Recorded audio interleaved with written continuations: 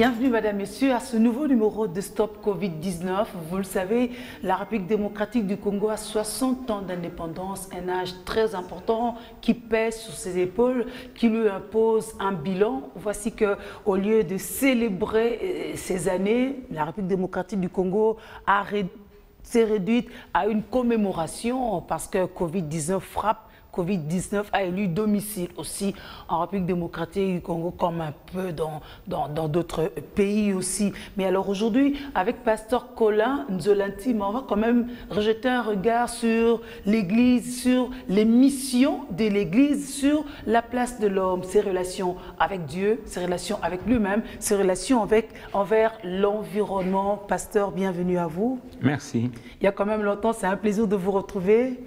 C'est avec plaisir aussi que je me retrouve là. Vous êtes aussi président de la fondation El Shaddai. Rappelez-nous d'abord qu'est-ce que c'est que El Shaddai, quelle a été la vision, est-ce que vous ne vous êtes pas détourné aujourd'hui? La fondation El Shaddai, comme le nom le dit, la fondation c'est la base. El Shaddai c'est Dieu Tout-Puissant. Donc tout doit être fait selon les principes de Dieu. C'est ainsi que depuis 1991 qu'on avait commencé. On a commencé par les écoles gratuites, parce que l'éducation, c'est la base de tout développement. Et nous avons mis l'accent sur l'agriculture et, au fur et à mesure, sur la formation, l'encadrement, le renforcement des capacités des personnes. Car il ne faut pas oublier, notre pays regorge environ 70% d'analphabètes, parce qu'il n'y avait que 30% des enfants qui étudiaient, avant qu'on ait maintenant la décision du président de la gratuité. Ouais. Donc bien avant, oui.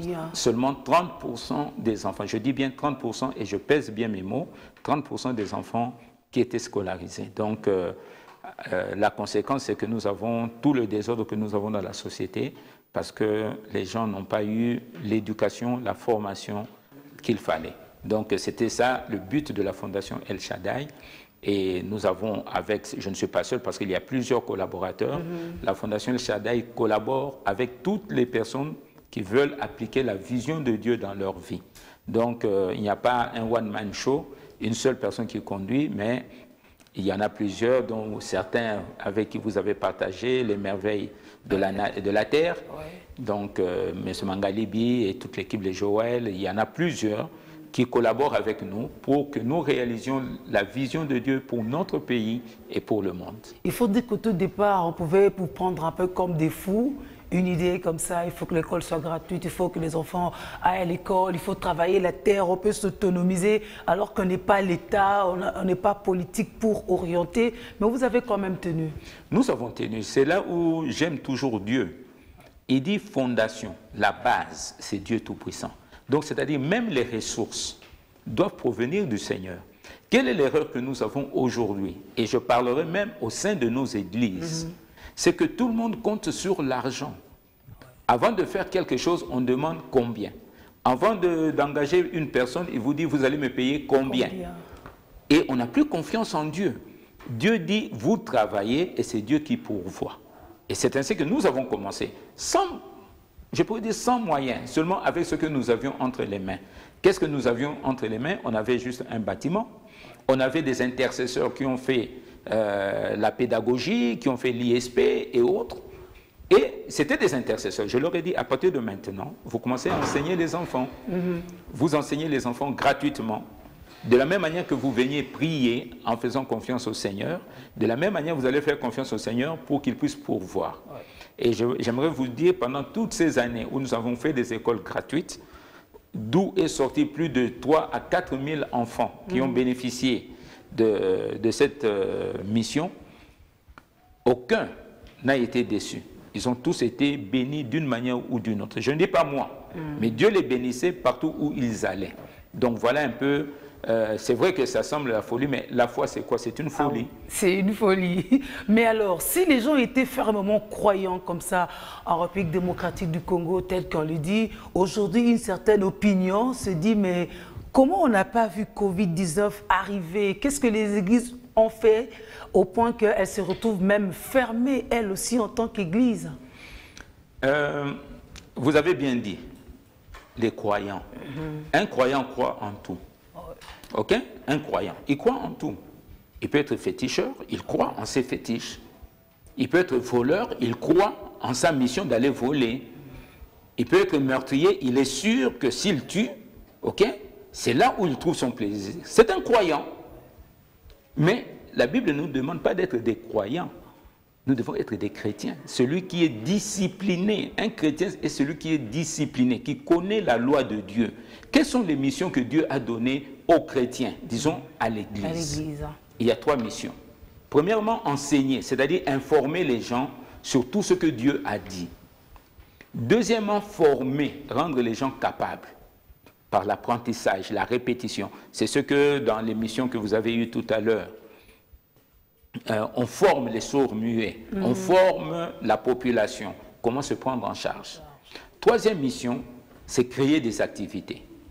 C'est l'Église qui a commencé les écoles, c'est l'Église qui a commencé les universités, c'est l'Église qui a commencé l'agriculture, c'est l'Église qui a commencé les centres hospitaliers, c'est l'Église qui a commencé la sécurité sociale. Aujourd'hui, nous avons plus, depuis le XVIIe siècle, parce que quelquefois les gens aiment parler sans réellement lire l'histoire. C'est depuis le XVIIe siècle que l'Église s'est retirée entre les 4 murs en abandonnant la vie politique, la vie publique. Dieu n'a jamais interdit aux chrétiens de s'ingérer dans la vie politique. Quand vous prenez les Lévites dans 1 Chronique 23, parmi les Lévites, ceux qu'on appelait des Lévites, vous lirez ça même dans Deutéronome chapitre 1er, à partir du verset 13. Des Lévites, c'était des magistrats. Les magistrats, qui sont-ils? Il y a 3 catégories de magistrats. Les magistrats juridictionnels, ceux des cours et tribunaux. Les magistrats administratifs, les chefs de quartier, les bourgmestres, les gouverneurs, les chefs coutumiers. J'insiste bien, les chefs coutumiers sont aussi des magistrats administratifs. Et vous avez les magistrats politiques, le ministre, le premier ministre, le président de la République, le roi, l'empereur, sont des magistrats politiques. Donc, toutes ces personnes que Dieu appelait des Lévites devaient avoir la crainte de Dieu pour gérer la communauté selon les principes de Dieu, selon les 10 commandements. Donc, voilà un peu ce que Dieu a voulu. Mais l'Église a dit, ça ne nous regarde pas, rendre à César ce qui est à César, à Dieu qui est à Dieu. Malheureusement, c'était aussi mal interprété parce que c'était un piège qu'on a tendu à Jésus. Est-ce qu'on doit payer l'impôt ou non? Non. Jésus dit, quelle est l'effigie qui est sur la pièce? On dit, c'est à César. Il dit, mais si ça appartient à César, remettez à César. Il n'a pas dit, ne faites pas la politique. Parce que tout est politique dans la vie. Tout est politique. Donc, on doit essayer, quelquefois, l'ignorance, le manque de connaissances, on ne veut pas lire la Bible, on ne veut pas étudier la Bible, on prend la Bible d'une manière émotionnelle. Donc je reviens, l'Église devait faire l'agriculture. Alors, quand on parle de l'agriculture, c'est la préservation de l'environnement, la préservation des essences qui existent, la préservation des semences, la préservation de tout ce que Dieu a donné pour qu'il y ait un écosystème, un équilibre. On ne fait pas l'agriculture pour détruire, pour exploiter. On fait l'agriculture pour améliorer. C'est pour ça que Dieu a dit jardiner. Quand on fait un jardin, c'est pour que ce soit beau, une harmonie dans les couleurs, dans les plantes. Si c'est la saison sèche, quel type de plante? Même en Europe, on le voit. Pendant l'hiver, il y a un type de plante qu'on plante. Donc, Dieu veut que nous puissions travailler. Alors, si on doit revenir à Covid, Ézéchiel 47, verset 12, il nous a donné des feuilles comme remède et des fruits comme nourriture. Nous avons tout détruit. Nous mangeons tout ce qui est importé, 90%, si pas 80% de tout ce que nous consommons vient de l'extérieur. J'ai suivi hier à la télévision que la société Bayer, avec le produit de Monsanto, les pesticides, les engrais et autres, polémique des pays, il faut rembourser. Qui ont créé, ça a été prouvé, qui ont créé, occasionné des cancers dans la vie de plusieurs. Pour éviter le scandale, ils ont accepté d'indemniser tous les malades pour 10 milliards de dollars. Pendant ces temps-ci, éviter tout ce qui est, je pourrais dire, frigorifique, tous ces produits congelés. Essayez de manger, même pendant un mois, seulement vos lapins que vous avez élevés, vos poules, vos cochons qui sont dans vos parcelles, les pigeons, mangez ce qui est bio, ce qui est naturel, mangez vos propres légumes. Vous allez voir que il serait très difficile que la Covid entre dans votre maison. Parce que Dieu ne se trompe pas. Il y a le philanthus qui pousse dans toutes les parcelles. L'ignorance. Le philanthus guérit plusieurs maladies, plus de 30 maladies. On a de plus en plus de témoignages des gens qui viennent. Donc, il faut que les gens comprennent. Il y a l'ortie. En Europe, on veut maintenant les planter. Alors qu'ici, ça pousse d'une manière sauvage, qu'on fait peur. Les gens trouvent d'ailleurs le plaisir d'uriner dessus. Quand les gens vont uriner dans un coin, ils préfèrent bien arroser l'ortie et le philanthus. Voilà. En oubliant qu'ils ont des vertus qui peuvent les sauver la vie, que ce soit les diabétiques et autres. Donc voilà un peu, si je reviens maintenant à la parole, l'Église n'a jamais fait les activités. L'Église n'a pas fait les activités. Les églises, on s'est battu pour construire les bâtiments. On en a parlé. Vous avez dans vos archives ici plusieurs émissions que j'ai pu faire ici. Mais si tout cet argent qu'on avait mis dans la construction des bâtiments, des tombeaux blanchis, j'appelle ça des tombeaux blanchis, parce que Dieu n'a jamais demandé qu'on construise des bâtiments. Voilà. Jésus a dit là où 2 ou 3, même quand vous êtes dans le champ, vous êtes en train de tourner la terre, vous êtes en train de bénir le Seigneur. Alors nous, on a mis l'argent dans les bâtiments. Il faut écouter les sommes faramineuses qu'on nous cite. Tout à fait. 5 millions, 7 millions, 8 millions. Parfois, on n'est même jamais arrivé au bout. On continue à récolter. On continue. Alors que si on avait des bateaux de pêche, en ce temps-ci, d'ailleurs, j'aimerais dire, quelle que soit la foi que vous avez, et là je m'adresse aux chrétiens, allez faire vos jeûnes et prières. Allez, comme beaucoup je vois, ils vont ici à Kimwenza, des journées entières pour prier. C'est bien, je ne suis pas contre parce que je connais l'expérience de la prière. Mais j'aimerais simplement dire, vous allez être au chômage. On va vous licencier. Mais si, en allant prier sur la montagne, sur la terre de Kimwenza, qui est très fertile, pendant que vous priez, vous travaillez la terre, c'est ça votre bénédiction. Donc, je ne suis pas contre que les gens aillent prier, mais on ne doit pas prier d'une manière naïve, en croyant que la manne va tomber, que le travail va répondre, qu'on va vous engager parce que vous êtes allés prier. Non, nous devons créer. L'Église doit créer des activités. L'Église, c'est un lieu de refuge pour tous les chrétiens. Et même pour les non-chrétiens. Il faut susciter la jalousie des non-chrétiens pour qu'ils adhèrent à notre vision. Oui, plutôt que ce soit le contraire, parce qu'à un moment, ceux qui ne vont pas à l'église, ceux qui ne croient pas forcément en Dieu, ont l'impression qu'ils sont nettement meilleurs, ils sont mieux là où ils sont. D'ailleurs, ils sont beaucoup plus dynamiques que les chrétiens. Ma soeur, essayez d'engager un chrétien, c'est le début de votre faillite. Si vous engagez un chrétien, c'est le début de votre faillite. Parce qu'il va aller dans les jeûnes et prières aux heures de travail. Aux heures de travail, il lit la Bible. Aux heures de travail, il est en train d'exhorter. Et ce sont les moins compétents, les chrétiens, à 80%. Et ça, je l'assume, à 80%. On n'a pas formé les gens dans le travail. On a formé les gens à danser, à tomber et à chanter. C'est ça. Pendant... le réveil a commencé dans notre pays depuis plus ou moins 73-74. Le pays était parmi les pays les plus émergents. Mais, 40 ans après, nous sommes parmi les 3 ou les 4 derniers pays les plus pauvres. Ce n'est pas normal. C'est la faute de l'Église. J'insiste, où sont les universités chrétiennes? Combien d'églises ont créé des universités? Combien d'églises ont créé des écoles? Et même si vous allez dans ces écoles chrétiennes, l'éducation est au rabais. Est au rabais parce qu'on engage celui qui est le frère d'eux, le cousin d'eux. C'est un petit qui est obéissant, au doigt et à la lettre au chef spirituel. C'est normal qu'on ait la situation que nous avons.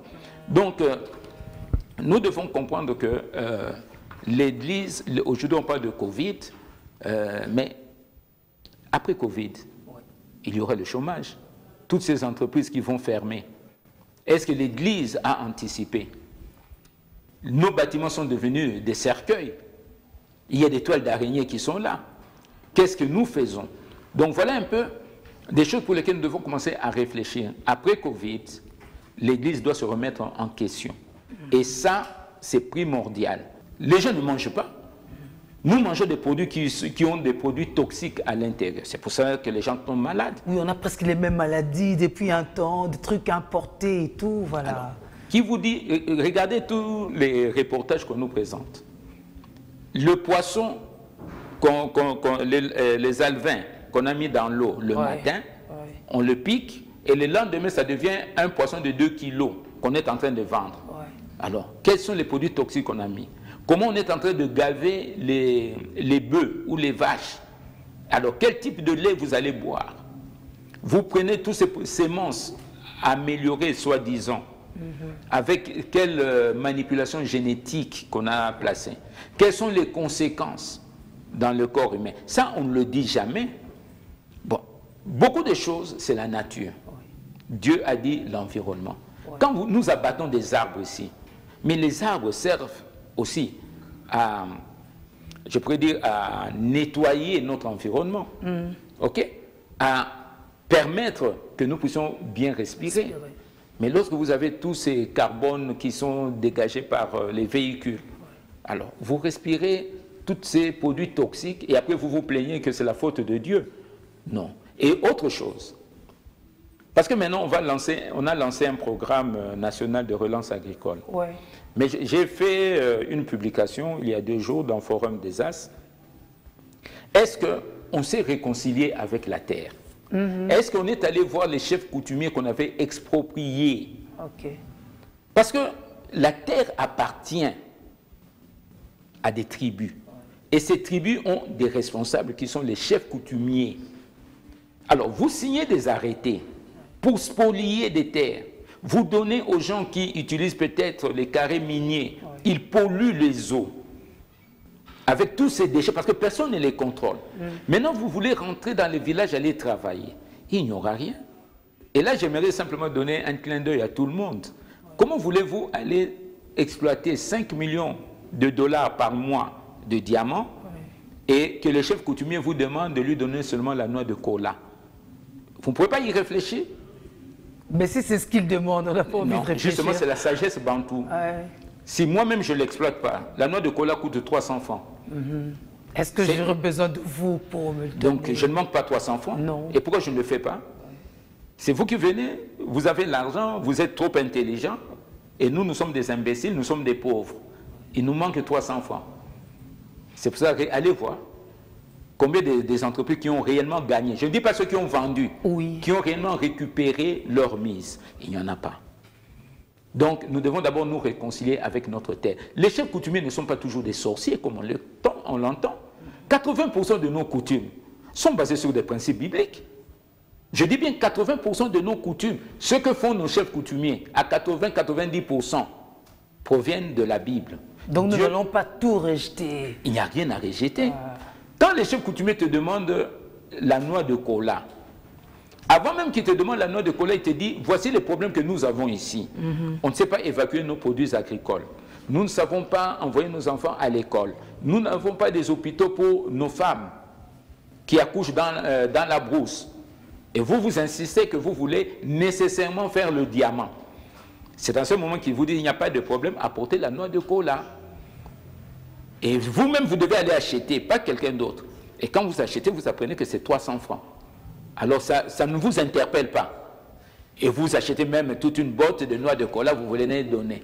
Mais les chefs ne sont pas des imbéciles. Nos chefs sont plus sages. J'ai appris à les respecter. Dans toutes les régions où j'ai parcouru ce pays, je discute toujours avec les chefs coutumiers. Et je crois qu'il est temps qu'on puisse les valoriser, reconnaître les droits. Je parle des vrais chefs coutumiers.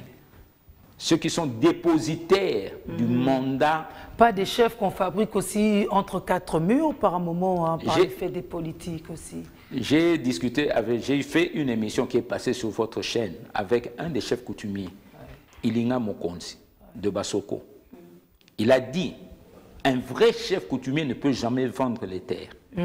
Parce que leur initiation se fait avec la terre. Donc tu ne peux pas toucher à la terre. Donc tous ceux qui vendent des terres sont des chefs de secteur, sont des chefs qu'on a simplement nommés, ils ne sont pas liés à la terre. Donc il y a des vérités qu'on doit commencer à comprendre. C'est vrai, on a toujours des conflits terriens. Pourquoi? Parce que vous avez acheté chez quelqu'un qui n'a aucun lien avec la famille régnante, et il va vendre. Maintenant, pour régulariser au niveau des autorités administratives, il faut nécessairement qu'il y ait le chef régnant. Or, le chef régnant ne viendra jamais mettre sa signature. C'est pour ça que nous allons de conflit en conflit. Donc, les maladies, que ce soit Covid aujourd'hui, demain il y en aura d'autres. On nous parle des répliques, qu'il y aura des répliques bientôt. Qu'on mange bio. On a des citrons, ok? Qu'on fasse le citron avec des tisanes, des citrons avec du miel, qu'on prenne le phyllanthus, qu'on prenne l'artémisia, qu'on prenne les boulukoutou, qu'on prenne les sinda, qu'on prenne tout ce que Dieu nous a donné. C'est tout. C'est amplement suffisant pour résoudre tout ce problème. On est en train de dépenser beaucoup d'argent pour arrêter le Covid. Nous sommes d'accord avec certaines mesures, mais on doit aussi regarder dans ces mesures. Parce que vous savez que lorsque nous respirons l'oxygène, et quand nous expirons, nous sortons quoi? Le dioxyde de carbone. Donc ce qui est toxique. Mais maintenant, quand vous mettez le masque pendant toute une journée, ou même pendant 10 minutes, vous respirez quoi? Et se fait à base de quoi? À base de quoi? Parce qu'il y a beaucoup qui sont imprimés. C'est-à-dire qu'il y a des produits chimiques. Donc vous respirez les produits toxiques qui vous affaiblissent, qui vous tuent encore. Donc, nous devons analyser. Nous avons beaucoup de chercheurs dans notre pays. J'ai été même avec certains pharmaciens qui m'ont dit, mais écoutez, le but d'un pharmacien, c'est d'utiliser les plantes qui sont dans son environnement pour résoudre les problèmes qui se posent dans sa société. Ce n'est pas normal que nous, pharmaciens, que nous puissions être des commerçants des produits fabriqués ailleurs. Il dit, ce n'est pas normal. Nous devons développer notre intelligence pour insérer. C'est ainsi que nous avons des pharmaciens comme les Batanda, M. Mangali qui les connaît mieux, il y a le vieux Kelly, les Tondele et autres, il y en a beaucoup. Qu'on puisse les rassembler, qu'ils aillent à la pharmacovigilance à l'université de Kinshasa, qu'ils s'assoient tous. Moi, je ne sais pas de quoi nous avons peur pour valoriser nos propres pharmaciens ou notre pharmacopée. Allez voir nos mamans. Moi, l'autre fois, j'étais gravement malade. Quand je suis passé chez maman, il me dit, mais prenez telle plante, telle plante, telle plante. Dès que tu arrives à la maison, tu fais le kyoko, tu fais l'inhalation. Je l'ai fait, le lendemain, j'étais bien portant. Et ce sont des plantes qui sont à notre portée. Les feuilles de citronnier, les feuilles de manguier, les feuilles de safoutier. Tout cela, vous le mettez ensemble, c'est tout. L'eucalyptus. Donc voilà un peu, si nous voulons combattre et préserver notre population de tout ce qu'on va raconter, réplique et tout le reste, nous ne l'ignorons pas. Nous savons qu'effectivement la maladie existe. Mais nous voulons renforcer notre immunité au départ pour moins nous poser des problèmes. Mais vous savez ce que vous êtes en train d'avancer, c'est quand même un travail de longue haleine parce qu'on n'a pas inculqué en nous cette façon de faire. Des parents et des générations en génération, à un moment, tout était extraverti, vous l'aviez dit. Tout ce comment je viens de l'extérieur et tout, c'est manufacturé et tout. Mais non, il faut commencer à mettre ça dans la tête des parents, commencer à mettre dans la tête de ceux qui sont en train de naître maintenant pour changer cette habitude, reconsidérer notre relation avec l'environnement, un travail de longue haleine? Pas nécessairement. Vous savez, le drame que nous avons, nous sommes dans la mentalité gréco-latine, la mentalité du papa Yenzalesili.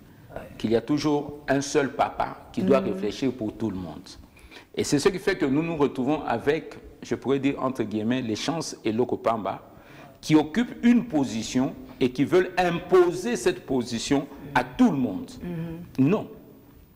Soyons comme la culture nordique. Ok? On ouvre la porte. On utilise les compétences de tout le monde. Que ce soit au niveau des médias ici, il ne faut pas répéter, être des perroquets de ce qu'on a dit à l'extérieur. Faites passer vos micros. Allez voir des aînés.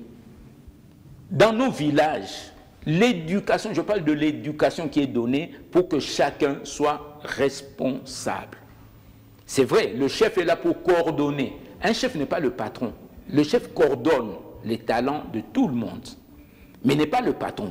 Or, dans notre mentalité, nous avons été colonisés par les Belges, qui sont de la culture gréco-latine, la culture du papa. Donc, c'est pour ça que chaque fois, nous sommes à 60 ans d'indépendance. De l'indépendance. Oui. On est là toujours, où sont les Belges? C'est la faute des Belges et tout. On est toujours en train de pleurer les locaux. Mais ce ne sont pas les Belges qui nous ont empêchés de construire des hôpitaux. J'ai été avec l'ancien administrateur de la clinique quinoise, à l'époque danoise. L'ancien administrateur, un Danois, il est venu ici. Réhabiliter la clinique danoise ou quinoise, il faut seulement 4 millions de dollars, que ce soit comme en Inde, en Europe, un peu partout. On préfère aller en Inde, mais on ne réhabilite pas chez soi. Et ça fait, je peux dire, 10 ans, 11 ans que j'en parle dans toutes vos émissions, qu'on peut réhabiliter. Et je ne parle que des églises, je ne veux pas parler des problèmes des hommes politiques. Toutes nos églises que nous construisons, si nous avions cette vision à long terme, aujourd'hui on est en train de parler de Covid, on doit nous installer des lits, au stade des martyrs et tout. Mais on aurait eu combien d'hôpitaux? Parce que ces lits vont partir, et après, si nous n'avons pas des équipements, il y aura d'autres maladies, qu'est-ce que nous ferons? Donc, nous devons revenir au principe biblique. Dieu veut que chacun de nous soit responsable là où il est. Préserver l'environnement. C'est pour ça que quand nous donnons ces enseignements qui passent sur votre télé, sur la culture dans les sacs, dans les bouteilles et autres, les gens ont détruit en nous amenant les plastiques. Mais nous devons les recycler. Nous devons les récupérer et donner la vie à nos familles. Donc aujourd'hui, si quelqu'un vient vous voir, après avoir suivi toutes ces émissions qui passent sur B1, et bientôt il y aura des panneaux LED, où on va prendre les quelques émissions, on va les diffuser sur des LED, pour que dans tous les coins, les gens puissent voir comment on cultive dans les sacs, et qu'ils aillent l'appliquer à la maison. Et s'ils ne le font pas, il faut les laisser mourir. Que Dieu commence avec une autre génération. Donc, on a besoin des enfants. C'est pour ça que tous les samedis, quand nous faisons les formations, on demande aux parents, venez avec vos enfants. Les adultes sont déjà souillés avec tous ces produits toxiques que nous consommons. Autant on ne sait plus les bébés maintenant. Il faut travailler avec les enfants, il faut travailler avec la nouvelle génération. Donc, tous ceux qui occupent des postes, ils doivent avoir la sagesse d'ouvrir leurs portes, d'écouter et de ne pas être la source de blocage de tous les problèmes. Et vous êtes là chaque samedi à la Fondation El Shaddai. Rappelez encore l'adresse, Kimpwanza et l'heure. Nous sommes à la concession de Solantima, au rond-point Kimpwanza, tous les samedis, de 10h à 13h. Nous sommes là pour former, encadrer et encourager les gens. Et il y a beaucoup qui nous appellent, qui ont des champs, que ce soit à Kolwezi, un peu partout. Bon, on ne peut pas se déplacer. C'est pour ça que nous organisons des vidéos dans YouTube. Vous tapez YouTube, Colin Solantima. Mais ce ne sera pas seulement ma tête que vous verrez. Il y a la tête de Mangalibi, il y a la tête de plusieurs personnes qui interviennent. L'essentiel, c'est d'équiper les Congolais. C'est vous, les médias, qui avez maintenant la responsabilité.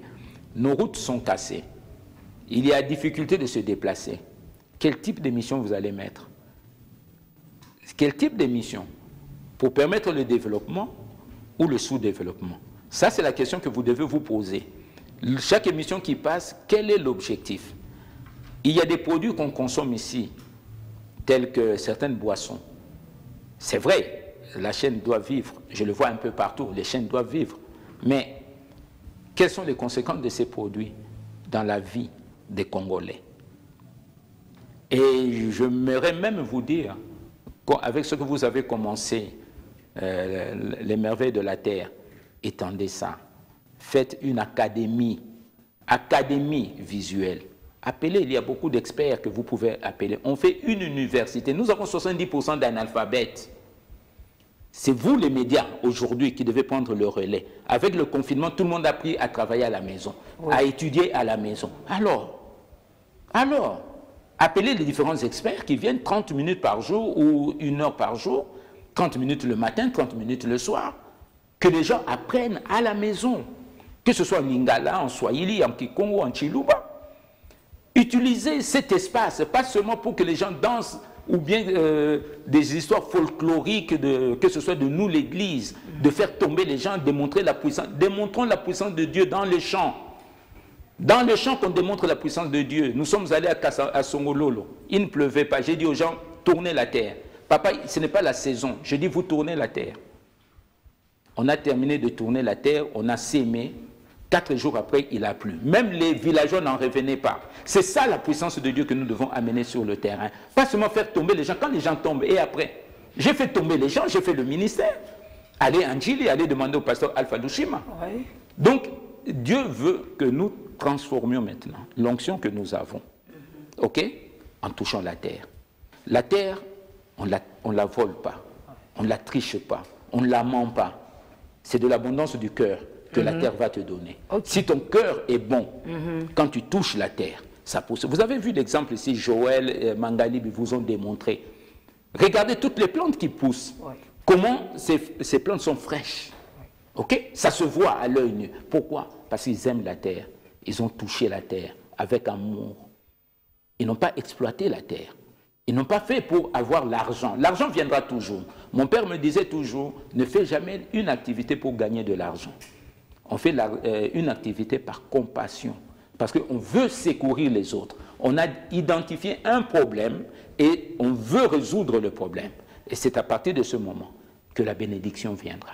Vous-même, vous travaillez ici, je sais que vous êtes payé et tout le reste. Mais si vous y réfléchissez, votre bénédiction ne vient pas du fait que vous avez le salaire. Ça vient souvent de l'extérieur, des gens qui vous suivent à la télé, ils voient votre expertise, votre façon de rire, la gaieté que vous avez à présenter votre émission. Quelqu'un qui vous voit, ça le frappe, il dit non, tiens, elle aime son travail. Prenez 10, prenez 20. Et si vous avez vraiment la comptabilité, vous allez vous rendre compte que vous ne manquez de rien au courant du mois. Dieu pourvoit toujours. Donc c'est le message que j'aimerais transmettre aux uns et aux autres. Aimons notre travail. Aimons ce que nous faisons et la bénédiction viendra après. Ne courons pas après la bénédiction, mais laissons la bénédiction nous suivre. Ça se passe de tout commentaire, sauf que pour nous, on a noté vos recommandations, pasteur. Merci d'être passé. Oui. Prenez soin de vous et continuez à travailler pour les autres. Pour ceux qui veulent nous appeler, je crois que M. Mangalib a donné les numéros, mais sinon vous pouvez appeler au 081 015 74 47. 81 015 74 47 et nous ferons le plaisir de vous apporter le peu que nous avons. Vous en aurez en tout cas des coups de fil. Mesdames, Messieurs, c'est par ici qu'on met un terme à ce Stop Covid. Continuez à prendre soin de vous. N'oubliez pas la terre qui vous restitue toujours ce que vous lui donnez, n'est-ce pas? À très vite sur BON.